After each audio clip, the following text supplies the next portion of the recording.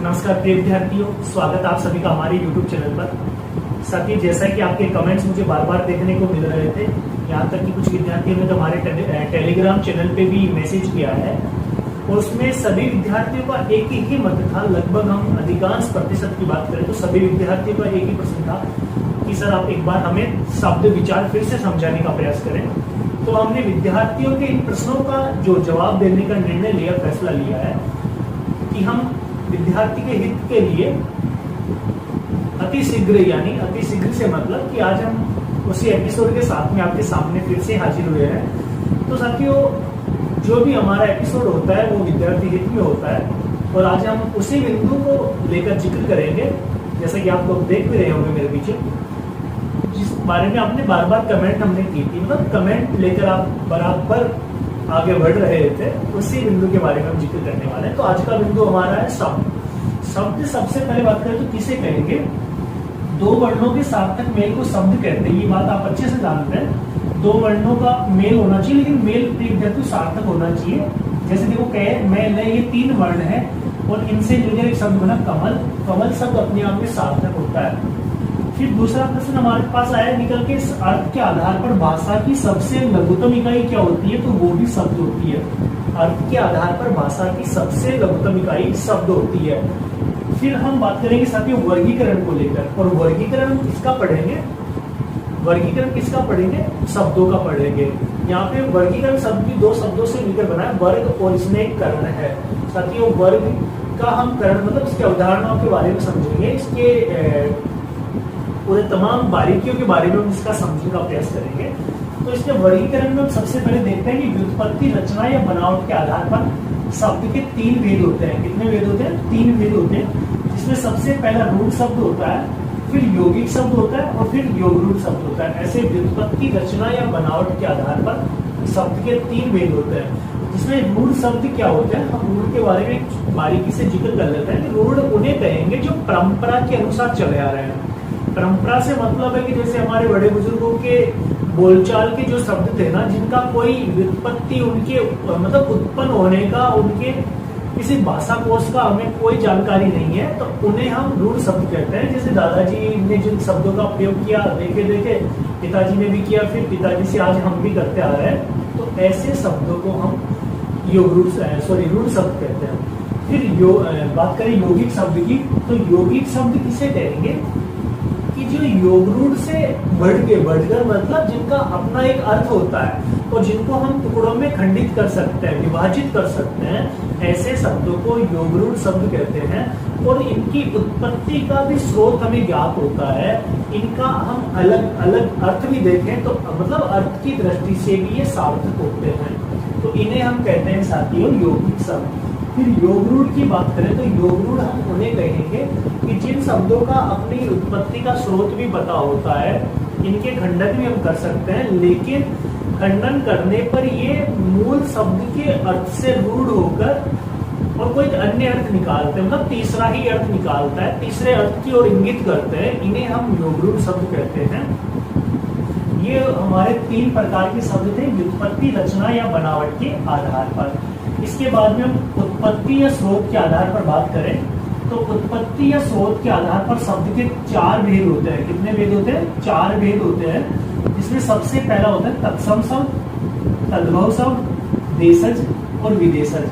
चार प्रकार के शब्द होते हैं उत्पत्ति स्रोत के आधार पर, और इसी प्रश्न यानी इसी आधार को लेकर विद्यार्थियों का अधिकांश प्रश्न यही था कि हमें उत्पत्ति या स्रोत के आधार पर शब्द के जो चार भेद होते हैं तत्सम, तद्भव, देशज और विदेशज, इनके बारे में हमें बारीकी से वापस से सीखने का एक मन बनाया है। उसी मन को देखकर हमने भी आज का एपिसोड आपके लिए तैयार किया है साथियों। तो इनके बारे में बारीकी से जिक्र करेंगे।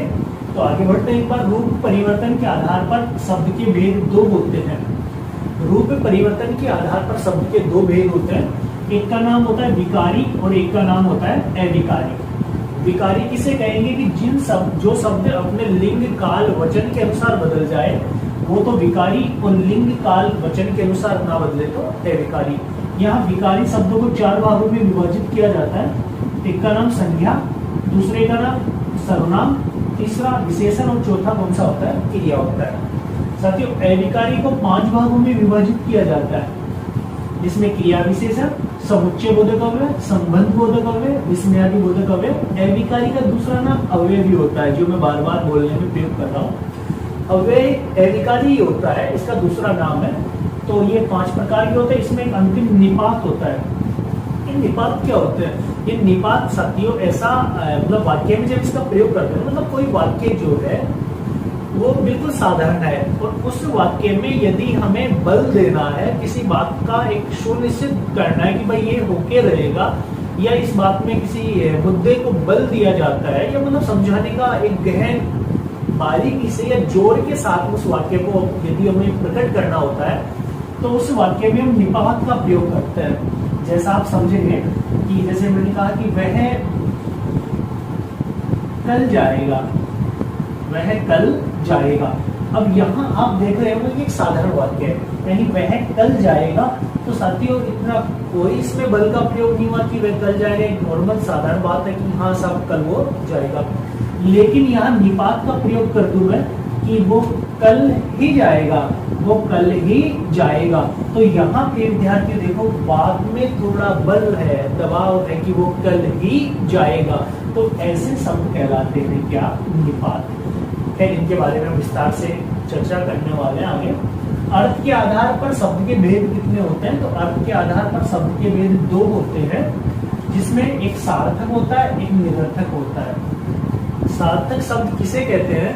कि जिन शब्दों का कोई सही अर्थ निकले वो तो सार्थक होते हैं, और जिन शब्दों का कोई सही अर्थ ना निकले उन्हें निरर्थक कहते हैं। जैसे हम हमारे समाज में बोलचाल में जिन शब्दों का प्रयोग लेते हैं, आपने भी यदि ऐसा शब्दों का प्रयोग किया होगा तो अभी उदाहरण से याद आएगा आपके कि जैसे कोई मेहमान आए, हम कह देते हैं कि चाय वाय बना लाओ भाई। तो यहाँ हमें पता है कि चाय तो एक सार्थक शब्द है, जबकि वाय एक निरर्थक शब्द होता है। इसी प्रकार जैसे हमने लिखा आमने सामने, हमने लिखा आमने सामने, तो देखो यहाँ सामने, सामने तो एक सार्थक शब्द है, लेकिन आमने अपने आप में निरर्थक शब्द है। साथियों इनकी पहचान करने के लिए हमें क्या करना होता है? देखो शब्द को छिपा लो, और ये वाय बच गया, वाय का कोई अर्थ नहीं होता। यदि वाय को छिपाएंगे तो चाय अकेला है, तो इसका कोई ना कोई सही अर्थ हो रहा है। इसको छिपाओ सामने, यानी कोई सार्थक शब्द अर्थ निकल रहा है। सामने को यदि हम छिपाएंगे तो कोई सही अर्थ इसका नहीं निकल रहा है। तो ये होते हैं सार्थक शब्द। और सार्थक में हम सीखते हैं विलोम शब्द, यानी सार्थक में कौन कौन से आते हैं? विलोम, पर्याय, एकार्थी, वाक्यांश के लिए एक शब्द, और शब्द युग्म। ये साथियों शब्द युग में बड़ा अच्छा बिंदु है। शब्द युग में किसे मतलब इसका दूसरा नाम समश्रुति भिन्नार्थक शब्द भी होता है। मैं यहाँ लिख देता हूँ समश्रुति। कौन सी श्रुति? समश्रुति भिन्नार्थक शब्द। समश्रुति भिन्नार्थक शब्द किसे कहते हैं? कि मतलब सुनाई तो एक जैसे देते हैं, लेकिन अर्थ की दृष्टि से ये भिन्न होते हैं। उदाहरण से समझने का प्रयास करें। जैसे मैंने यहाँ लिखा और, यानी देखो सुनाई एक जैसे दे रहा है, लेकिन अर्थ की दृष्टि से दोनों भिन्न है। इस और का मतलब होता है की तरफ, और इसका होता है कोई और, यानी कोई दूसरा। तो इन्हें कहते हैं समश्रुति भिन्नार्थक शब्द, और इसी का दूसरा नाम शब्द युग्म होता है। बड़ा अच्छा बिंदु है विद्यार्थी, इसके बारे में भी हम बारीकी से गहनता से विचार करेंगे आगे, मतलब जो भी बिंदु हम सीख रहे हैं उससे आगे बढ़ेंगे। तो यहाँ तक आप लोगों ने समझने का प्रयास किया होगा। इन सब बातों में हम सबसे पहले वर्गीकरण में हम सबसे पहले विद्यार्थी के जो हित का मतलब जो विद्यार्थी जिज्ञासा के साथ हमारे को मैसेज जो किया विद्यार्थी ने, तो ये था उत्पत्ति या स्रोत के आधार पर। और हाँ विद्यार्थियों का भी प्रश्न सही था, यहीं से अधिकांशतः परीक्षाओं में प्रश्न बनता है। और जो भी हिंदी का कॉम्पिटिटिव एग्जाम होता है उसमें तत्सम तद्भव देशज विदेशज से तो एक प्रश्न अवश्य पूछा ही जाता है। तो सबसे पहले उत्पत्ति या स्रोत के आधार पर शब्दों का वर्गीकरण सीखेंगे।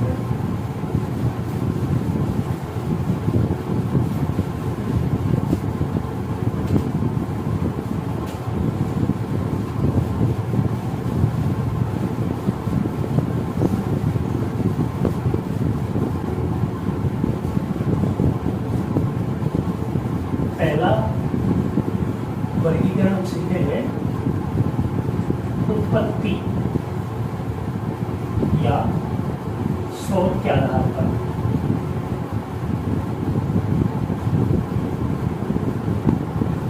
शब्द के कितने भेद? 4 होते हैं। सबसे पहला तत्सम शब्द,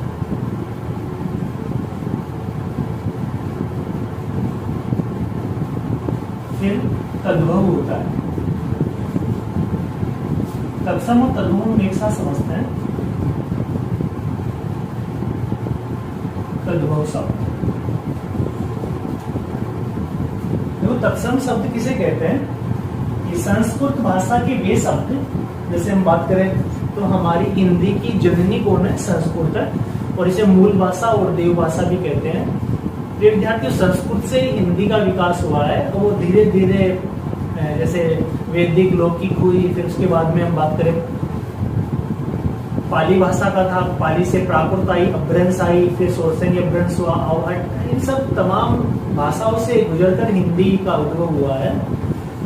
और हम कह सकते हैं कि तत्सम जो संस्कृत के शब्द थे और हिंदी में इनका प्रयोग आज हम हूबहू मतलब जो का त्यों करते हैं, बिना किसी परिवर्तन बदलाव के हम संस्कृत के शब्दों का प्रयोग हिंदी में करते हैं, वे शब्द तत्सम होते हैं। जैसे मैंने लिखा कर्ण, क्या लिखा मैंने? कर्ण। और साथ ही जैसे मैंने लिखा उष्ट्र,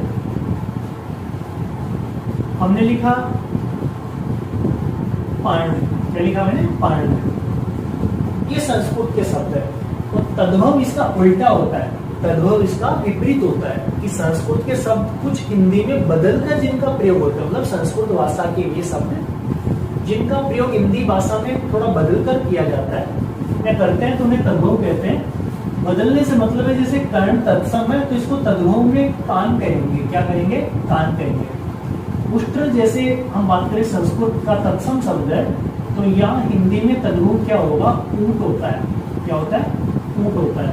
पर्ण की यदि बात करें तो ये तत्सम शब्द है, इसको तद्भव में बदलेंगे तो इसका पान होता है। पान का मतलब पत्ता, यानी पत्ते को पान कहते हैं। तो आप समझ गए होंगे कि तत्सम तो हूबहू प्रयुक्त हो रहे, तद्भव में कुछ बदलकर इनका हिंदी में प्रयोग होता है। तो ये तत्सम और तद्भव होते हैं। इनके हम कुछ उदाहरण देखेंगे। तत्सम और तद्भव के हम कुछ थोड़े उदाहरण देखते हैं। जैसे देखो मैंने लिखा एला, क्या लिखा मैंने? एला। तो एला को क्या बोलेंगे? इलायची। एला यानी क्या होती है? इलायची। और कदली, कदली किसे कहेंगे? केला। कदली यानी क्या होता है? केला। जैसे परपट, परपट का मतलब, परपट का तद्भव क्या होगा? पापड़। है परपट, परपटा, परपटा क्या होता है? पराठा। जैसे और बात करें कर्तरी, कर्तरी किसे कहते हैं? कैंची को, यानी तत्सम कर्तरी, तद्भव में कैंची। एक होता है कंदुक, कंदुक किसे कहेंगे? गेंद को। अम्लिका, अम्लिका, अम्लिका होती है प्रिय विद्यार्थियों इमली, यानी तद्भव में इमली, और तत्सम की बात करें तो अम्लिका। तत्सम में आमलक और हिंदी में क्या होता है? आंवला। ऐसे बहुत सारे शब्द हैं जो हमारे परीक्षा की दृष्टि से इम्पोर्टेंट महत्वपूर्ण है। इन इम्पोर्टेंट महत्वपूर्ण शब्दों का हम एक पीडीएफ हमारे टेलीग्राम चैनल यानी हिंदी व्याकरण योगेश जागे पे अपलोड कर देंगे, और कुछ के हमने किए भी हैं, तो आप वहां से इनको पढ़ने का या सीखने का प्रयास करेंगे, या मैं समझा देता हूँ आपको। बाकी इन तमाम मतलब और भी जो उदाहरण है इन तत्सम और तद्भव की हम बात करें, यहाँ तक कि विलोम पर्याय लोकोक्ति के भी उदाहरण है, तो आपको वहीं से पीडीएफ रूप में मिल जाएंगे। टेलीग्राम चैनल है हिंदी व्याकरण,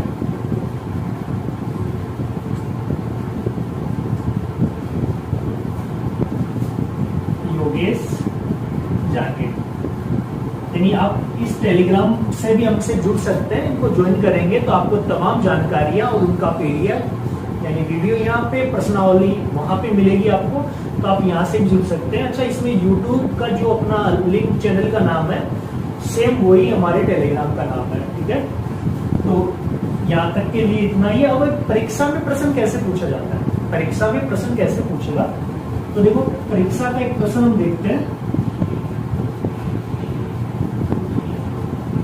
यहाँ मैंने लिखा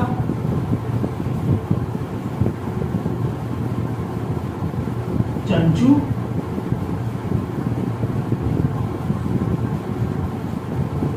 महिषी,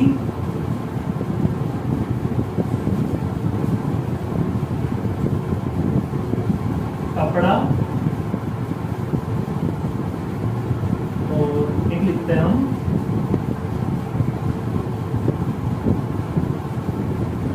उलूक। उलूक। अब प्रश्न क्या होगा, निम्न में से तत्सम नहीं है। प्रश्न है हमारा परीक्षा का, निम्न में से तत्सम नहीं है, यानी 3 तत्सम शब्द हैं, एक यहाँ तद्भव है। तो आप लोग पहचान कैसे करेंगे, यहाँ देखो तत्सम नहीं है तो ए में महिषी, महिषी तत्सम शब्द है, इसका तद्भव करें तो क्या होता है, भैंस होता है।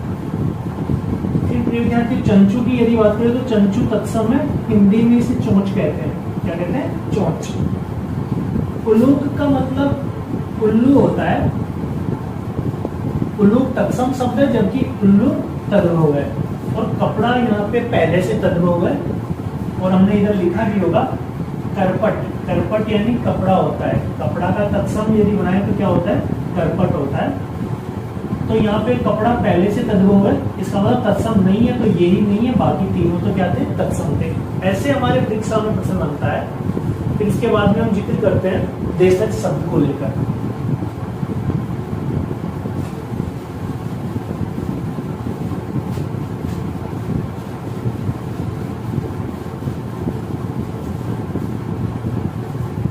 शब्द का तीसरा भेद देशज।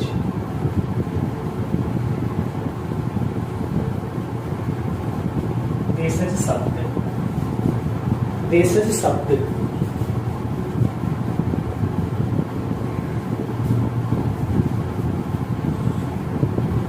तो देशज का मतलब यानी देशज शब्द 2 शब्दों से मिलकर बना है, देश प्लस जेड, यानी जिनका जन्म देश में हुआ है वो देशज होते हैं। हम कह सकते हैं कि हमारे क्षेत्रीय भाषा के वे शब्द जिनका प्रयोग हिंदी में हम जो का त्यों करते हैं उन्हें देशज कहते हैं। और ऐसे बहुत सारे शब्द हैं जो हमारे क्षेत्रीय भाषा के हैं और जिनका हम प्रयोग हमारे बोलचाल में या हमारे समाज में का प्रयोग हम करते हैं। साथियों जैसे टैटे, टैटे शब्द देशज है और शायद बहुत से लोग इसका उपयोग भी करते हैं कि ज्यादा टैटे मत कर, कहते नहीं कहते, ज्यादा टैटे मत कर। तो ये टैटे शब्द देशज है, इसका कोई उत्पत्ति स्रोत नहीं है। जैसे बलबलाना, खचाखच, कहते नहीं कहते ये गाड़ी तो वही खचाखच भरी है। छोरा, छोरी, घेवल, ऐसे बहुत सारे शब्द हैं जो तत्सम है। और इसके बाद में हम बात करते हैं देश विदेशज के बारे में। विदेशज क्या होते हैं,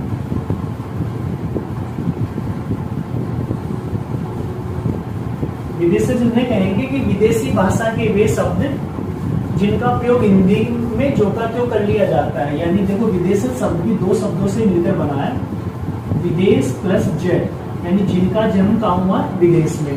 और विदेशी भाषा की जो शब्द है, हमारे कोई एक भाषा विदेशी नहीं है जिनके शब्दों का प्रयोग हम हिंदी में करते हो। यानी मैं कह सकता हूँ कि विदेशी भाषा जैसे हमारे अंग्रेजी है, अरबी, फारसी, उर्दू है, डच है, चीनी है, पुर्तगाली है, ऐसी तमाम भाषाएं हैं जिनके शब्दों का प्रयोग हम हिंदी में जो का त्यों करते हैं। उन भाषाओं में अंग्रेजी है, अरबी है, फारसी है,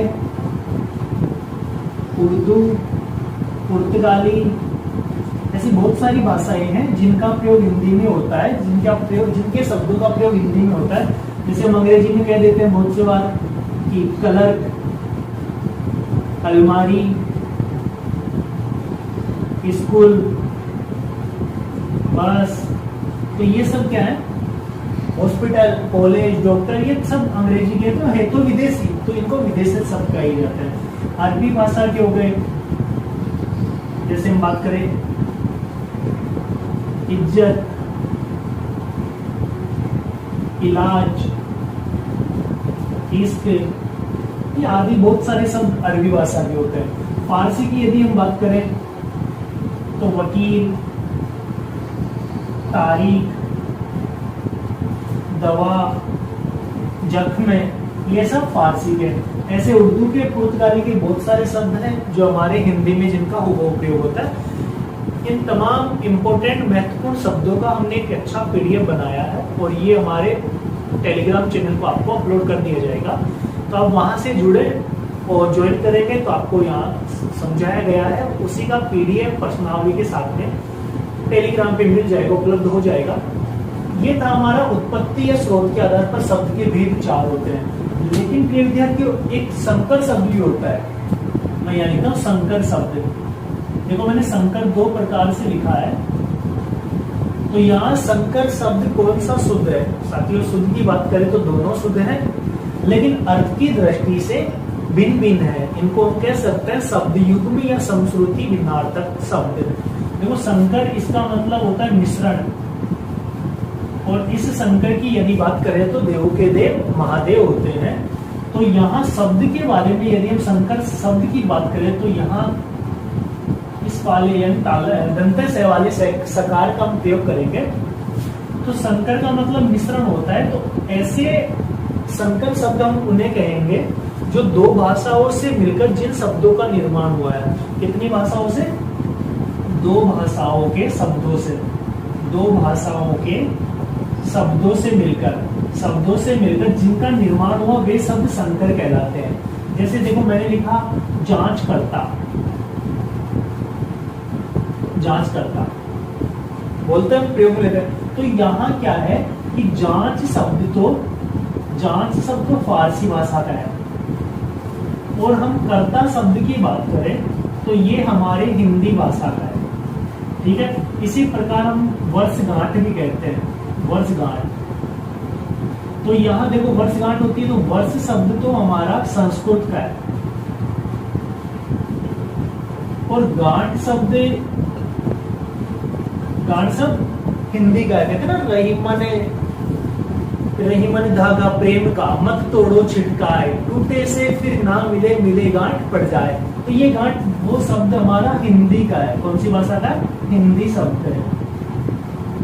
संस्कृत में इसे ग्रंथि कहते हैं। क्या कहते हैं? ग्रंथि। तो तद्भव है गांठ, यानी हिंदी का है, और तत्सम में ग्रंथि हो जाएगा। तो ऐसे शब्द जो 2 भाषाओं के शब्दों से मिलकर जिनका निर्माण हो उन्हें संकर कहते हैं। विद्यार्थी, आशा उम्मीद करता हूं कि आपको यहाँ तक अच्छे से समझ में आया होगा। और हमने आज उत्पत्ति या स्रोत के आधार पर शब्दों को 4 भागों में विभाजित किया है। इसके अलावा भी हमने एक संकर शब्द भी जानने का प्रयास किया है। और हम यदि प्रश्नों की बात करें कि उत्पत्ति या स्रोत के आधार पर शब्द के भेद कितने होते हैं, तो हमें 4 करने हैं। यदि विकल्प में 5 भी हो तो हमें 5 नहीं करने, 4 ही करने हैं। ये तो मैंने एक वैसे समझाया कि यहाँ से भी कई बार परीक्षा में प्रश्न पूछ लिया जाता है। 4 तत्सम, तद्भव, देशज और विदेशज होते हैं। संस्कृत के वे शब्द जिनका प्रयोग हिंदी में जो का त्यों होता है उन्हें तत्सम कहते हैं, और कुछ बदलकर हो तो तद्भव कहते हैं। और क्षेत्रीय भाषा के शब्दों का प्रयोग हिंदी में होता है उन्हें देशज कहते हैं। और कुछ विदेशी भाषाओं के शब्द हमारे हिंदी में शामिल हो गए उन्हें विदेशज कहते हैं। तो यहाँ तक आपको अच्छे से समझ में आया होगा। तब तक के लिए आप हमारे से जुड़े रहिए, चैनल को लाइक कीजिए, सब्सक्राइब कीजिए, ज्यादा से ज्यादा शेयर कीजिए। हाँ प्रिय विद्यार्थियों, आप शेयर इसे ज्यादा से ज्यादा करेंगे ताकि आप तो इसे सीख सके, और आपके जो भी सहपाठी है जो आने वाली परीक्षा देंगे, जैसे बीएसटीसी का है, एग्रीकल्चर सुपरवाइजर का है, ये तमाम हिंदी से जुड़े सिलेबस वाली जो भी परीक्षाएं होती है उन तक भी ये सुविधाएं पहुंच सके, यानी हमारा जो एपिसोड है वहां तक भी पहुंच सके। उसमें हित दोनों का होगा, मतलब कर भला तो हो भला। एक हमारे लोकोक्ति हिंदी में कर भला तो हो भला। जितना भला करेंगे उतना उससे ज्यादा अपना होगा, दूसरों का करेंगे तो अपना भला होगा। यही के मतलब आज के लिए इतना ही, बाकी चर्चा हम अगले एपिसोड में करेंगे। तब तक के लिए बहुत बहुत धन्यवाद और आप सभी का आभार।